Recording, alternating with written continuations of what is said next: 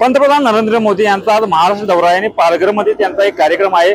याच दरम्यान या दौऱ्याच्या पार्श्वभूमीवर वाहतूक सुरळीत राहण्यासाठी आता पोलिसांनी खबरदारी घेतल्याचं पाहायला मिळत आहे। आपण सध्या आहोत कोल्हापुरातल्या एका नाक्यावर आणि या नाक्यावर मुंबईकडे जाणारी सर्व जी अवजड वाहनं ती अवजड वाहनं थांबवण्यात आलेली आहेत। आपण पाहतात की मोठ्या प्रमाणात जे ते अवजड वाहनं इथं पोलिसांनी थांबवून घेतलेले आहेत।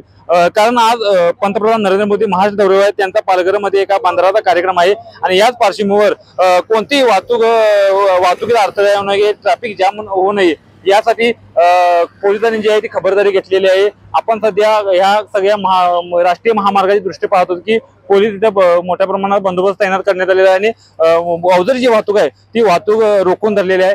काय सांगा, कहाँ से आए? यूपी से हैं सर हम। कहाँ रुके? बेंगलोर से आ रहे हैं सर, यहाँ रुके हैं। किधर जाना था? बॉम्बे जाना था। पुलिस ने क्या क्या तो क्या यहाँ क्या क्यों रुके?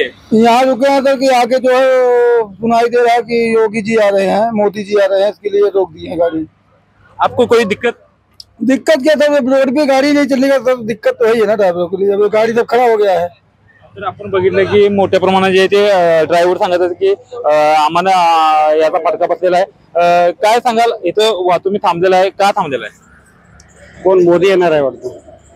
मग तुम्ही कुणीकडे निघालाय? पुण्याला। मग इथं काय पोलीस तुम्हाला काय सांगितलं? काय पुढे काहीतरी मोदी साहेब येणार आहे, गाडी साईडला लावा म्हणून सांगा। तुम्हाला याचे काय समस्या काय काय तुम्हाला फटका बसला? समस्या काय आता, पुढे खाली केलं पाहिजे, घरी गेलं पाहिजे किंवा काय जेवण खाण्याचं काय आहे इथं सुविधा? बसलं जेवण सुद्धा नाही आता सध्या तर नाही ना।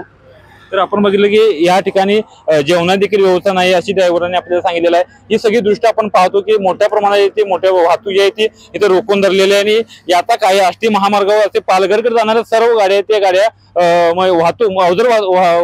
वाहतूक ही रोखून धरलेली आहे। त्यामुळे याचा फटका देखील वाहतूकदारांना बसलेला आपल्याला पाहायला मिळत आहे। श्रीकांत पाटील, नवराष्ट्र, कोल्हापूर।